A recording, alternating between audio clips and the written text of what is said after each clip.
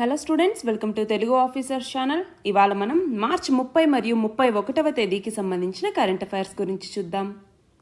ఇవాల్టి మన first article చూడండి. మనము ప్రతి సంవత్సరం మార్చి 30వ తేదీని international day of zero waste లేదా అంతర్జాతీయ శూన్య వ్యర్థాల అవగాహన దినోత్సవం అని జరుపుకుంటాం. మరి ఎందుకని దీన్ని ఎవరు జరుపుతారు అంటే, ఒకటి యునైటెడ్ నేషన్స్ ఎన్విరాన్మెంట్ ప్రోగ్రామ్, అలాగే united nations human settlement programmes లేదా యుఎన్ హ్యాబిటాట్ అని పిలుస్తూ ఉంటాం. ఇవి రెండు కలిసి ఈ రోజును నిర్వహిస్తాయి. ఇక్కడ ఏంటి అంటే, government, businesses, civil society, communities, youth, women వీళ్ళందరూ కలిసి జీరో వేస్ట్ ఇనిషియేటివ్ మీద అవేర్నెస్ని పెంచాలి, దానికోసం యాక్టివిటీస్ని చేపట్టాలన్నటువంటి ఉద్దేశంతోనే మనం ప్రతి సంవత్సరం మార్చి 30వ తేదీని international day of zero waste అనేసి జరుపుకుంటాం. మరి దీని యొక్క సిగ్నిఫికెన్స్ ఏంటి? ఒకటి వచ్చేసరికి వేస్ట్ అన్నటువంటిది పెరుగుతోంది, అవునా? వ్యర్థాలు అన్నటువంటివి పెరుగుతూనే ఉన్నాయి. ఎందుకు అంటే, మనుషులు జనాభా పెరుగుతూ ఉన్నారు, వాళ్ళకు కావాల్సినటువంటి సౌకర్యాలని కల్పించాలన్నటువంటి డిమాండ్స్ అనేవి పెరుగుతూ ఉన్నాయి, వస్తు ఉత్పత్తి పెరుగుతుంది, వాటి వినియోగంలో సుస్థిరత అనేటటువంటిది లేదు కాబట్టి, సస్టైనబిలిటీ అనేది లేదు కాబట్టి వ్యర్థాలు అనేవి పెరుగుతూ ఉన్నాయి. కాబట్టి ఇలాంటి వ్యర్థాలు అనేవి పెరిగితే అర్త్ యొక్క అబిలిటీ అన్నటువంటి తగ్గుతుంది. అర్త్ అబిలిటీ ఎలా తగ్గుతుంది అంటే, భూమి మీద నివసించే ప్రతి ప్రాణికి కూడా ఇక్కడ ఉండేటటువంటి అబిలిటీ ఉంటుంది. అలా లైఫ్ని సస్టైన్ చేయడానికి కావాల్సినటువంటి అబిలిటీని అర్త్ ఇస్తుంది, దాన్ని అండర్మైన్ చేసినట్టే. అలాగే వేస్ట్ జనరేషన్ అన్నటువంటిది ఇప్పుడు ప్రపంచవ్యాప్తంగా పెరుగుతోంది, అవునా? కానీ అది తగ్గట్లేదు. కానీ ఇక్కడ మనం చూస్తే 2050 నాటికి వరల్డ్ వైడ్గా కూడా మున్సిపల్ సాలిడ్ వేస్ట్ జనరేషన్ అన్నటువంటిది మరింతగా తగ్గించాలి అన్నట్టుగా లక్ష్యంగా పెట్టుకున్నాం. అలాగే మూడవది, ఇందాక చెప్పుకున్నట్టుగా జీరో వేస్ట్ ఇనిషియేటివ్స్ని తీసుకురావాలి. జీరో వేస్ట్ ఇనిషియేటివ్ని తీసుకురావటం ద్వారా ఏంటి, మనము సేఫ్గా ఒక రెసిలియంట్ సస్టైనబుల్ డెవలప్మెంట్ని మనం కోరుకోవచ్చు. మనకి ఎస్డిజీస్ అనేసి ఉన్నాయి, సస్టైనబుల్ డెవలప్మెంట్ గోల్స్ అనేసి. అందులో గోల్ 12 ఏం చెప్తుంది? సస్టైనబుల్ కన్జంప్షన్ మరియు ప్రొడక్షన్ ప్యాటర్న్ ఉండాలి అనేసి చెప్తుంది. అలాగే సస్టైనబుల్ డెవలప్మెంట్ గోల్ 11 ఏం చెప్తుంది? మనకి సిటీస్ని, హ్యూమన్ సెటిల్మెంట్స్ ఏవైతే ఉన్నాయో వాటిని ఇలా ఇంక్లూజివ్గా, రెసిలియంట్గా, ఇలా సస్టైనబుల్గా ఉంచాలి అనేసి చెప్తాయి. సో అలా సస్టైనబుల్ డెవలప్మెంట్ని చేరుకోవటంలో భాగంగా మనం 2030 నాటికి ఈ గోల్స్ని చేరుకోవాలి అనేసి మొత్తం 17 గోల్స్ని పెట్టుకున్నాం. ఆ 17 గోల్స్ కూడా ఒకసారి చూసుకోవాలి. అయితే ఇక్కడ ఏమవుతోంది అంటే, వ్యర్థాల ఉత్పత్తి జరుగుతోంది సరే, కానీ వాటి యొక్క నిర్వహణలో సరైనటువంటి పద్ధతుల్ని మనం చిత్తశుద్ధితో అమలు చేస్తే గనక ఈ అనర్థాలని మనం కట్టడి చేయొచ్చు అనేసి ఈ ఆర్టికల్. మన నెక్స్ట్ ఆర్టికల్ చూడండి. స్పోర్ట్స్కి సంబంధించి మనకి చాలా సమస్యలు ఉన్నాయి, అవి రిజాల్వ్ చేయాలి అన్నట్టుగా. అయితే ఇక్కడ నార్మల్గా చూస్తే ministry of youth affairs and sports అన్నటువంటిది స్పోర్ట్స్ యొక్క అడ్మినిస్ట్రేషన్ గురించి మన భారతదేశంలో చూసుకుంటుంది. అలాగే మనకి మన భారతదేశానికి సంబంధించినటువంటి అథ్లెట్స్ కానీ లేకపోతే టీమ్స్ కానీ ఒలింపిక్ గేమ్స్లో రిప్రజెంటేషన్ వాళ్ళది ఉండాలి అంటే దానికి సంబంధించిన autonomous body Indian Olympic association అన్నటువంటిది. అయితే ఇక్కడ మన స్పోర్ట్స్కి సంబంధించి చాలా ఛాలెంజెస్ ఉన్నాయి. మరి ఏమేం ఛాలెంజెస్ ఉన్నాయి, సవాళ్ళు ఏమేమి ఉన్నాయి అనేసి గనక మనం చూస్తే, ఒకటి వచ్చేసరికి స్పోర్ట్స్ గవర్నెన్స్లో సరైనటువంటి స్టాండర్డైజేషన్ అనేది లేదు, స్టాండర్డ్స్ అనేవి సరిగ్గా లేవు. రెండవది, మనకు ఆల్రెడీ గవర్నమెంట్కి సంబంధించి, స్పోర్ట్స్ ఆర్గనైజేషన్కి సంబంధించి ఇలాగా వివిధ రకాల సర్వీసెస్ని అందిస్తూ ఉంటారు డిఫరెంట్ లెవెల్స్లో. కానీ ఇక్కడ ఏమవుతోంది, పాలసీ డూప్లికేషన్ అన్నటువంటిది వస్తుంది. ఫర్ ఎగ్జాంపుల్, మనకి సమగ్ర శిక్ష అభియాన్ ఉంది, అలాగే ఫిట్ ఇండియా మూమెంట్ ఉంది. వీటిని కనుక మనము స్పోర్ట్స్ ఎక్విప్మెంట్ వీటికి ప్రొవైడ్ చేస్తే గవర్నమెంట్ స్కూల్స్లో కూడా, అప్పుడు ఏమవుతుంది, ఈ స్పోర్ట్స్లో ఎక్కువ మంది రావటానికి ఛాన్స్ అనేది ఉంటుందా? సో అలాగా పాలసీ డూప్లికేషన్ కూడా చాలా చోట ఉంది. అది తగ్గించేసి మనము ఈ స్పోర్ట్స్ని మరింతగా పెంచాలి. మూడవది వచ్చేసరికి కరప్షన్. గవర్నెన్స్ లెవెల్లో స్పోర్ట్స్ ఆర్గనైజేషన్ కరప్షన్ అనేసి, ట్రాన్స్పరెన్సీ లేదనేసి, ఫినాన్షియల్ ఇర్రెగ్యులారిటీస్ ఉన్నాయి అనేసి ఇలా చాలా సమస్యల్ని ఎదుర్కొంటూనే వస్తుంది. అలాగే నాలుగవది వచ్చేసరికి డోపింగ్కి సంబంధించి డ్రగ్ యూసేజ్ అంటాము. మనకి వరల్డ్ యాంటీ డోపింగ్ ఏజెన్సీ లేదా వాడా అన్నటువంటిది ఉంది. 2019లో దాదాపు 150కి పైగా యాంటీ డోపింగ్ రూల్స్ వైలేషన్స్ అనేవి జరిగాయి అన్నట్టుగా మనం చూస్తే, అప్పుడు 3వ స్థానంలో ఉన్నాం మనం. రష్యా, ఇటలీ తర్వాత ఇండియా ఈ యాంటీ డోపింగ్ రూల్స్ని వైలేట్ చేయడంలో 3వ స్థానంలో నిలిచినప్పుడు. సో అలా డ్రగ్ యూసేజ్ అన్నటువంటిది ఒకటి ఉంది. అలాగే నెక్స్ట్ వచ్చేసరికి మన దగ్గర కొన్నింటికి మాత్రమే, ఫర్ ఎగ్జాంపుల్ ఇప్పుడు కబడ్డీ, ఖోఖో, రెజ్లింగ్, జిమ్నాస్టిక్స్, ఇవి క్రికెట్ ఇలాంటి వాటితో చూసుకుంటే సేమ్ అటెన్షన్ వీటికి ఇవ్వట్లేదు. అంటే స్కూల్ లెవెల్లోనూ ప్రమోషన్ సరిగ్గా లేదు, అలాగే మనకి కెరీర్ ఇన్సెక్యూరిటీ అనేటటువంటిది దీనికి ఉంది అనే ఒక ఫీలింగ్. సో వీటన్నింటి వల్ల కొన్ని స్పోర్ట్స్కి మాత్రమే ఎక్కువ మంది పరిమితం అవుతున్నారు, మిగతా స్పోర్ట్స్కి వెళ్ళటానికి ఎక్కువ మంది రావట్లేదు. సో ఇవన్నీ ఛాలెంజెస్గా ఉన్నాయి. మరి ఈ ఛాలెంజెస్ని ఎదుర్కోవటానికి గవర్నమెంట్ ఖేలో ఇండియా ప్రోగ్రామ్ అని, ఫిట్ ఇండియా మూమెంట్ అనేసి, టార్గెట్ ఒలింపిక్ పోడియం స్కీమ్ లేదా టాప్స్ అన్నటువంటి స్కీము, స్పెషల్ ఏరియా గేమ్స్ అంటాం సాగ్ అన్నటువంటి scheme, Khelo India national sports university అనేది మణిపూర్లో నెలకొల్పారు. ఇవన్నీ కూడా స్పోర్ట్స్ని ప్రమోట్ చేయడానికి గవర్నమెంట్ తీసుకొచ్చిన ఇనిషియేటివ్సే. కానీ ఇక్కడ మనకి ఒక లీగల్ బ్యాకింగ్ అన్నటువంటిది, అంటే లెజిస్లేషన్ అన్నటువంటిది సరిగ్గా ఉండాలి. అలాగే గవర్నెన్స్లో ఉన్నటువంటి స్ట్రక్చరల్ చేంజెస్ ఏవైతే ఉంటాయో, అంటే ఫర్ ఎగ్జాంపుల్ ఇక్కడ మనం చూస్తే ఈ పీపుల్ ఎవరైతే అసోసియేషన్స్ని నడుపుతూ ఉంటారో వాళ్ళలో ఫ్రీ అండ్ ఫెయిర్ సెలక్షన్ ఉండేలాగా చూడాలి, అటానమస్ బాడీస్ని క్రియేట్ చేయాలి, అలాగే గ్రాస్ రూట్ లెవెల్ నుంచి రిఫార్మ్స్ అనేవి తీసుకురావాలి, జెండర్ ప్యారిటీ అన్నటువంటిది స్పోర్ట్స్లో మెయింటైన్ చేయాలి. అవేర్నెస్ తీసుకొస్తేనే మనకి స్పోర్ట్స్లో ఎక్కువ మంది రావటానికి వీలుంటుంది, ఎక్కువ పథకాలు మన భారతదేశం సాధించడానికి వీలవుతుంది. మన నెక్స్ట్ ఆర్టికల్ చూడండి, పేటెంట్స్కి సంబంధించి. పేటెంట్స్ని మనం ఇంటలెక్చువల్ ప్రాపర్టీ రైట్స్ లేదా మేధో సంపత్తి హక్కుల్లో ఒకటిగా చెప్తాం. అసలు ఏంటి మేధో సంపత్తి హక్కులు అంటే, ఇక్కడ మనం మైండ్తో క్రియేట్ చేసే ఏదైనా ఇన్వెన్షన్ కావచ్చు, లిటరరీ వర్క్ కావచ్చు, లేదా ఆర్టిస్టిక్ వర్క్ కావచ్చు, లేదంటే సింబల్స్ క్రియేట్ చేసిన, డిజైన్ క్రియేట్ చేసిన, లేదంటే ఇమేజెస్ క్రియేట్ చేసిన, నేమ్స్ క్రియేట్ చేసిన, ఇవి మన మైండ్తో అంటే మన మేధో సంపత్తిని ఉపయోగించి చేసేటటువంటివి. కాబట్టి మరి వాటికంటూ ఒక గుర్తింపు ఉండాలి. ఎవరు పడితే వాళ్ళు మన మేధో సంపత్తిని లాక్కోవటానికి వీలనేటటువంటిది ఉండకూడదు. దానికోసం వచ్చినటువంటి కాన్సెప్టే ఇంటలెక్చువల్ ప్రాపర్టీ రైట్స్ అన్నటువంటివి. అంటే ఇవేం చేస్తాయి, మనకి పేటెంట్స్ ద్వారా, కాపీ రైట్స్ ద్వారా, ట్రేడ్ మార్క్స్ ద్వారా, లేదంటే మనకి ట్రేడ్ సీక్రెట్స్ అనేసి ఉంటాయి. సో వీటన్నింటి ద్వారా ఏమవుతుంది అంటే మనకి రైట్స్ ఇస్తాయి. దీనికంటూ 10 ఏళ్ల పాటు లేదా 20 ఏళ్ల పాటు మీకే హక్కులు ఉంటాయి మీ ఇన్వెన్షన్ కాబట్టి. అలాగా ఈ హక్కుల్ని మనకి ఇస్తారు, వాటినే మేధో సంపత్తి హక్కులు అంటారు. మరి మేధో సంపత్తి హక్కులు ఎందుకు కావాలి, నీడేంటి అన్నప్పుడు ఇందాకే చెప్పుకున్నాం. ఒకటి, మన ఇన్నోవేషన్ని పెంచడానికి. అంటే ఫర్ ఎగ్జాంపుల్ ఇవాళ నేను ఒక పెన్ను కనుక్కున్నాను, ఇప్పుడు నేను ఇక్కడ రాస్తున్న పెన్నుని నేనే కనుక్కున్నాను, పక్కన వాళ్ళు వచ్చి ఇది నేను కనుక్కున్నానని క్లెయిమ్ చేస్తే ఇంకా నా ఇన్నోవేషన్ అన్నటువంటిది దెబ్బతినే అవకాశం ఉంటుంది. అలాగే ఎకనామిక్ గ్రోత్కి కూడా ఇది ఉపయోగపడుతుంది. అంతేనా, ఎకనామిక్ గ్రోత్ పెంచాలన్నా ఇంటలెక్చువల్ ప్రాపర్టీ రైట్స్ అవసరం. అలాగే క్రియేటర్స్ ఎవరైతే ఉంటారో వాళ్ళ యొక్క రైట్స్ని కాపాడటానికి, సేఫ్ గార్డ్ చేయటానికి ఇది అవసరం. అంతేకాదు ఈజ్ ఆఫ్ డూయింగ్ బిజినెస్ని పెంచడానికి కూడా ఇది అవసరం. అంతేకాదు ఇలా ఇంటలెక్చువల్ ప్రాపర్టీ రైట్స్ని తీసుకురావటం, పేటెంట్స్, ట్రేడ్ మార్క్స్ ఇవన్నీ అయిన తర్వాత ఏమవుతుంది, వాళ్ళకి ఆ కాల పరిమితి దాటిన తర్వాత వాటిని ఎవరైనా ప్రొడ్యూస్ చేయొచ్చు. సో అక్కడ టెక్నాలజీ ట్రాన్స్ఫర్ అన్నటువంటిది జరుగుతుంది. సో వీటన్నింటి కోసం మనకి ఇంటలెక్చువల్ ప్రాపర్టీ రైట్స్ అన్నటువంటివి అవసరం. మరి వీటిని ఇంటలెక్చువల్ ప్రాపర్టీ రైట్స్ని మేజర్గా 2 రకాలుగా డివైడ్ చేస్తారు. ఎలాగా అంటే, ఒకటి వచ్చేసరికి కాపీ రైట్ అనేసి, రెండవది వచ్చేసరికి ఇండస్ట్రియల్ ప్రాపర్టీ అనేసి, ఇలా 2 రకాలుగా డివైడ్ చేస్తారు. మరి ఇందులో ఇండస్ట్రియల్ ప్రాపర్టీస్లో వచ్చేసరికి ట్రేడ్ మార్క్ అనేసి, జాగ్రఫికల్ ఇండికేషన్స్ అనేసి, పేటెంట్స్ అనేసి, ఇండస్ట్రియల్ డిజైన్స్ అనేసి, అలాగే ఇండస్ట్రీ సీక్రెట్స్ లేదా ట్రేడ్ సీక్రెట్స్ అంటాం, ట్రేడ్ సీక్రెట్స్ అనేసి, ఇలా వివిధ రకాలు ఉంటాయి ఇందులో. మరి ఇక్కడ మనకి ఇప్పుడు ఏం చెప్తూ ఉన్నారు, పేటెంట్స్ అన్నటువంటి దాని గురించి చెప్తున్నారు. పేటెంట్ అంటే ఏంటి, ఒక ప్రోడక్ట్కి కానీ ఒక ప్రాసెస్కి కానీ కొత్తగా కనుక్కుంటే, ఇన్వెంట్ చేస్తే దానికి ఇచ్చేటటువంటిదే పేటెంట్ అన్నటువంటిది. దీనికి సంబంధించిన చట్టం, పేటెంట్కి సంబంధించిన చట్టం 1970లో తీసుకొచ్చారు. మళ్ళీ 2006లో దీనికి ఒక అమెండ్మెంట్ కూడా తీసుకొచ్చారనమాట.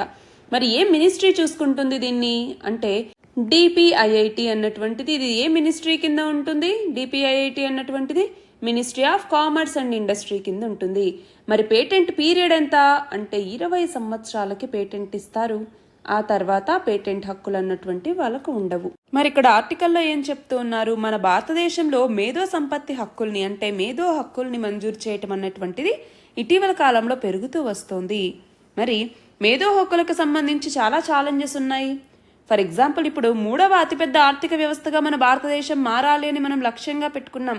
మరి మేధో సంపత్తి హక్కులకు సంబంధించి మంజూరు కోసం ఎలాంటి చట్టాలను తీసుకొచ్చారో, సంస్కరణల్ని తీసుకొచ్చారో వాటిని నవీకరించాలి, వాటిలో సృజనాత్మకత అన్నటువంటిది సాధించాలి. పేటెంట్ దరఖాస్తులు ఏవైతే వస్తూ ఉన్నాయో వాటిని త్వరగా అందుకొని వాటిని దక్కేలాగా చూడాలి. దానివల్ల ఏమవుతుంది, మన ఆర్థిక ప్రగతి అన్నటువంటిది సాధ్యమవుతుంది, ఎకనామిక్ గ్రోత్ అన్నటువంటిది వస్తుంది అనేసి ఇక్కడ చెప్తున్నారు. మన నెక్స్ట్ ఆర్టికల్ చూడండి. ఇక్కడ యూరప్ తీసుకొచ్చినటువంటి డిజిటల్ మార్కెట్స్ యాక్ట్ అన్నటువంటి దాని గురించి చెప్తున్నారు. ఏంటి ఈ డిజిటల్ మార్కెట్ యాక్ట్స్ అన్నటువంటివి? దీని ద్వారా పెద్ద పెద్ద కంపెనీస్ ఏవైతే ఉంటాయో ఇవి టెక్నాలజీకి సంబంధించి ఏవైనా ఉల్లంఘనలకు పాల్పడితే అప్పుడు ఆ కంపెనీల యొక్క మొత్తం అంతర్జాతీయ టర్నోవర్లో 10%ని ఫైన్గా తీసుకోవటం జరుగుతుంది. అంతేకాకుండా అవి మళ్ళీ కనుక ఉల్లంఘనలకు పాల్పడ్డాయనుకోండి, అప్పుడు ఆ జరిమానా 20% పెంచుతారు.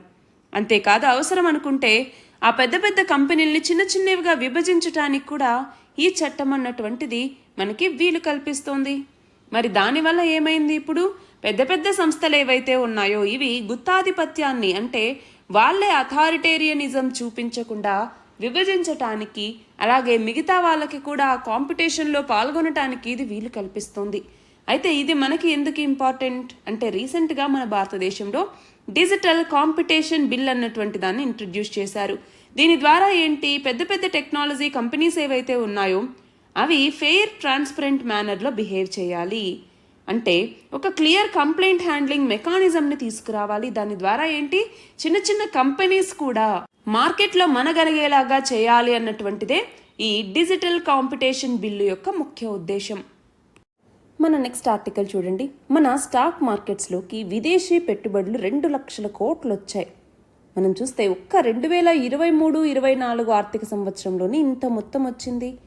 మరి దీనికి రీజన్ ఏంటి అంటే, మన దేశం ఆర్థికంగా ముందుకెళ్తోంది, దాని మీద చాలా పాజిటివ్ ఎక్స్పెక్టేషన్స్ ఉండటం వల్లే విదేశీ పెట్టుబడులు ఎక్కువగా వస్తూ ఉన్నాయి అనేసి. అందులో మన ఈక్విటీ మార్కెట్లో చూసుకుంటే విదేశీ పోర్ట్ఫోలియో మదుపర్లు, అంటే ఫారిన్ పోర్ట్ఫోలియో ఇన్వెస్టర్స్ ఎక్కువ మంది వస్తూ ఉన్నారు. వీళ్ళు చేసే ఇన్వెస్ట్మెంట్ని మనము ఫారిన్ పోర్ట్ఫోలియో ఇన్వెస్ట్మెంట్ అనేసి పిలుస్తాం. మరి మనకేం తెలియాలి, అసలు ఫారిన్ పోర్ట్ఫోలియో ఇన్వెస్ట్మెంట్ అంటే ఏంటి? ఇప్పుడు మీకు ఇక్కడ అర్థమయ్యే ఉంటుంది, స్టాక్ మార్కెట్లలో వేరే వాళ్ళు పెట్టుబడులు పెడుతున్నారు, మన దేశానికి సంబంధించినటువంటి వాళ్ళు. సో ఇక్కడ ఏంటి, ఫారిన్ ఫినాన్షియల్ అసెట్స్ని కొనుక్కునేటటువంటి వాళ్ళని, ఆ ఇన్వెస్టర్స్ని మనము ఫారిన్ పోర్ట్ఫోలియో ఇన్వెస్టర్స్ అంటాము. అంటే వేరే దేశాలలో ఫినాన్షియల్ అసెట్స్ ఏవైతే ఉంటాయో వాటిని కొనుక్కునేటటువంటి వాళ్ళనే మనము ఫారిన్ పోర్ట్ఫోలియో ఇన్వెస్టర్స్ అంటాము. వాళ్ళు పెట్టే ఇన్వెస్ట్మెంటే ఫారిన్ పోర్ట్ఫోలియో ఇన్వెస్ట్మెంట్ అన్నటువంటిది. నార్మల్గా ఈ ట్రాన్సాక్షన్ అన్నటువంటిది ఫారిన్ సెక్యూరిటీస్ కిందికి వస్తుందన్నమాట. అంటే ఒక ఇన్వెస్టర్, నేనున్నాను, వేరే దేశంలోకి వెళ్ళి అక్కడ సెక్యూరిటీస్ని కానీ లేదా ఫినాన్షియల్ అసెట్స్ని కానీ కొంటే అప్పుడు దాన్ని ఫారిన్ పోర్ట్ఫోలియో ఇన్వెస్ట్మెంట్ అంటాం. కొనే నన్ను ఫారిన్ పోర్ట్ఫోలియో ఇన్వెస్టర్ అనేసి పిలుస్తారు. మన నెక్స్ట్ ఆర్టికల్ చూడండి. రీసెంట్గా భారతరత్న అవార్డ్స్ని 5 మందికి ప్రకటించడం జరిగింది. మరి అయితే ఇక్కడ గమనించాలి, భారతరత్న కానీ పద్మ అవార్డ్స్ కానీ ఎవరికైనా పోస్టమస్గా ఇస్తే వాటిని పరిగణలోకి తీసుకోవాల్సిన అవసరం ఉండదు. కాబట్టి మ్యాక్సిమం భారతరత్న అవార్డులు ఇవ్వాల్సింది 3కే అయినా ఈసారి 5 మందికి ప్రకటించారు. అయితే ఆ 5 మంది ఎవరెవరు? ఒకరు పివి నరసింహారావు, రెండవ వ్యక్తి చౌదరి చరణ్ సింగ్, మూడవ వ్యక్తి ఎంఎస్ స్వామినాథన్, నాలుగవ వ్యక్తి కర్పూరి ఠాకూర్, ఐదవ వ్యక్తి ఎల్కే అద్వానీ. ఇందులో ఎల్కే అద్వానీ మాత్రమే జీవించి ఉన్నటువంటి వ్యక్తి. మిగతా వారందరికీ కూడా పోస్టమస్గానే ఈ అవార్డ్స్ని ప్రకటించారు. మరి అయితే ఇక్కడ పివి నరసింహారావు గారికి సంబంధించి వాళ్ళ కుమారుడు, చౌదరి చరణ్ సింగ్కి సంబంధించి, స్వామినాథన్కి సంబంధించి, కర్పూరి ఠాకూర్కి సంబంధించి వీళ్ళ యొక్క కుటుంబ సభ్యులకి ఈ భారతరత్న అవార్డులను ప్రదానం చేయటం జరిగింది. ఎల్కే అద్వానీకి సంబంధించి వాళ్ళ నివాసానికి వెళ్లే రాష్ట్రపతి అందించబోతున్నారు. మన నెక్స్ట్ ఆర్టికల్ చూడండి. ఎలక్షన్ కమిషన్ ఎవరైనా ఎన్నికల కోడ్ని ఉల్లంఘిస్తే ఆ వాటిని తెలియజేయటం కోసం ఒక యాప్ని రూపొందించింది. దాని పేరే సి విజిల్ అన్నటువంటి యాప్. ఇదిగో ఇలా ఉంటుందన్నమాట. మరి ఈ సి విజిల్ యాప్ అనేది చాలా బాగా పనిచేస్తోంది. ఈ ఎన్నికల షెడ్యూల్ని ప్రకటించినప్పటి నుంచి ఇప్పటిదాకా దీని ద్వారా 79,000కు పైగా ఫిర్యాదులు వచ్చాయి. అందులో 99% మేర ఫిర్యాదులు పరిష్కరించాము, అందులో 89% కేసుల్ని కేవలం 100 నిమిషాల్లోనే ఛేదించాము అన్నట్టుగా చెప్పడం జరిగింది. ఆ ఫిర్యాదుల్లో చూడండి ఎక్కువగా ఆస్తుల ధ్వంసం, ఆయుధాలను చూపించి బెదిరించటం, నిషేధించిన సమయంలో కూడా ప్రచారం చేయటం ఇలాంటివన్నీ ఉన్నాయి. నెక్స్ట్ చూడండి ఏడిఆర్ అంటే అసోసియేషన్ ఫర్ డెమోక్రటిక్ రిఫార్మ్స్ అంటాము. ఇది ఏం చేస్తుంది, మన భారతదేశంలో ఈ ఎన్నికలకి సంబంధించి అంటే డెమోక్రటిక్ రిఫార్మ్స్ని తీసుకువస్తున్నప్పుడు ఇవి ఎలా జరుగుతూ ఉన్నాయి, ఎలాంటి వ్యక్తులు ఉంటున్నారు, వీటి మీద అనాలిసిస్ చేస్తుందన్నమాట. అయితే ఇప్పుడు ఏమైంది, రీసెంట్గా లోక్సభలో 514 మంది సిట్టింగ్ ఎంపీల అఫిడవిట్లను పరిశీలిస్తే అందులో 44% అంటే 225 మంది తమ మీద క్రిమినల్ కేసులు నమోదైనట్లు పేర్కొన్నారు. ఎంపీల్లో అయితే 5% మంది దగ్గర 100 కోట్లకు పైగా ఆస్తులున్నాయి. క్రిమినల్ కేసులు నమోదైన ఎంపీల్లో 29% మంది మీద హత్యాయత్నం, మత ద్వేషాలను రెచ్చగొట్టడం, అపహరణ చేయటం, మహిళల మీద నేరాలకు పాల్పడడం ఇలాంటి చాలా తీవ్రమైనటువంటి అభియోగాలున్నాయి. ఉత్తరప్రదేశ్, మహారాష్ట్ర, బీహార్, ఏపీ, తెలంగాణ, హిమాచల్ ప్రదేశ్ ఇలా వివిధ రాష్ట్రాల్లోని ఎంపీల్లో సగం మందికి పైగా క్రిమినల్ కేసులు ఎదుర్కొంటున్నారు. అంతేకాదు అత్యంత ధనిక ఎంపీలో కాంగ్రెస్కి చెందినటువంటి నకుల్ నాథ్ ఈయన మొదటి స్థానంలో ఉంటే ఆ తర్వాత కాంగ్రెస్కి చెందిన డికే సురేష్, తర్వాత కనుమూరి రఘురామకృష్ణరాజు, ఇతను రీసెంట్గా వైసీపీకి రాజీనామా చేసినటువంటి వ్యక్తి, వీళ్ళు ఉన్నారు. అయితే 73% మంది ఎంపీలు గ్రాడ్యుయేషన్ పూర్తి చేశారు. మొత్తం ఎంపీల్లో కేవలం 15% మంది మాత్రమే మహిళలు ఉన్నారు అనేసి ఈ ఏడిఆర్ రిపోర్ట్ అన్నటువంటిది చెప్తోంది. మన నెక్స్ట్ ఆర్టికల్ చూడండి, United Nations Office for Disaster Risk రిడక్షన్కి సంబంధించి ఈ డిజాస్టర్ రిస్క్ రిడక్షన్కి సెక్రటరీ జనరల్గా దానికి సంబంధించిన స్పెషల్ రిప్రజెంటేటివ్ గాను అలాగే అసిస్టెంట్ సెక్రటరీ జనరల్ గాను కమల్ కిషోర్ అన్నటువంటి వ్యక్తి అపాయింట్ అయ్యారు.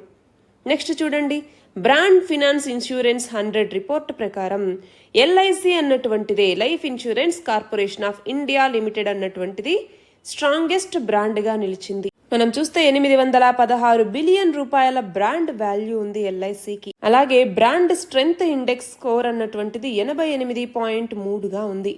నెక్స్ట్ చూడండి, మోర్గాన్ స్టాన్లే అన్నటువంటిది రీసెంట్గా మన జీడిపి గ్రోత్ ఫోర్కాస్ట్ని రివైజ్ చేసింది 2024-25 ఫినాన్షియల్ ఇయర్కి సంబంధించి. ఎంతకు చేసింది అంటే చూడండి, ఇంతకుముందు 6.5% అంటే దాన్ని ఇప్పుడు 6.8% అన్నట్టుగా చెప్పింది.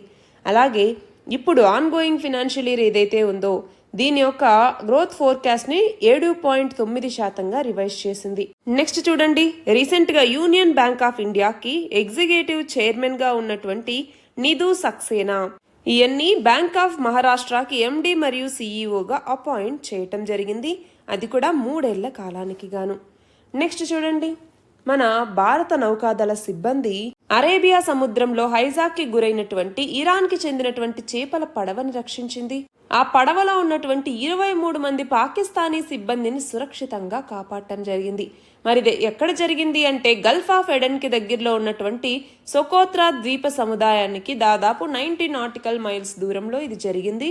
ఆ చేపల పడవ అయినటువంటి కంబార్ దీన్ని 9 మంది సముద్ర దొంగల ఆధీనంలోకి తీసుకుంటే భారత నౌకాదళం రంగంలోకి దిగి ఐఎన్ఎస్ సుమేధ దీన్ని ముందుగా అడ్డుకొని ఆ తర్వాత ఐఎన్ఎస్ త్రిశూల్ సహాయంతో దొంగల్ని అదుపులోకి తీసుకోవటం జరిగింది.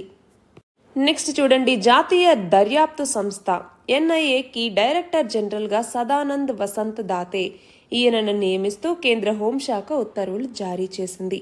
అలాగే జాతీయ విపత్తు ప్రతిస్పందన దళం ఎన్డీఆర్ఎఫ్ అధిపతిగా పీయూష్ ఆనంద్ ఈయన్ని కేంద్రం నియమించడం జరిగింది. నెక్స్ట్ చూడండి, అంతర్జాతీయ హాకీ సమాఖ్య తన యొక్క నూతన అథ్లెట్ల కమిటీకి సహా అధ్యక్షుడిగా Bharat hockey veteran goal keeper అయినటువంటి శ్రీజేష్ ఈయన్ని నియమించడం జరిగింది. అలాగే చిలీ మహిళల హాకీ జట్టు క్రీడాకారిణైనటువంటి కమిలా ఈమె కూడా సహా అధ్యక్షురాలిగా ఎంపికయ్యారు. నెక్స్ట్ చూడండి, ప్రపంచవ్యాప్తంగా 78.3 కోట్ల మంది తీవ్ర ఆకలితో అలమటిస్తూ ఉన్నారు. చాలా దేశాల్లో ఆహార సంక్షోభం మరింతగా ముదిరిపోతోందన్నట్టుగా ఐక్యరాజ్య సమితి చెప్తోంది. మనం చూస్తే 2022లో ఉత్పత్తి అయిన ఆహారంలో 19% వృధా అయింది. ఇది 100 కోట్ల టన్నులు. మరి రీసెంట్గా ఐక్యరాజ్య సమితి పర్యావరణ పథకం అన్నటువంటిది ఆహార వృధా నివేదిక అనేది ఇచ్చింది. దాంట్లో ఈ వివరాలన్నింటినీ చెప్పింది. నెక్స్ట్ చూడండి, 97 వయసులో సైతం కోర్టుకు హాజరై కేసులు వాదిస్తూ గిన్నిస్ ప్రపంచ రికార్డు సృష్టించిన కేరళ రాష్ట్రానికి చెందిన న్యాయవాది ఎవరు అంటే పి బాలసుబ్రమణియన్ మేనన్.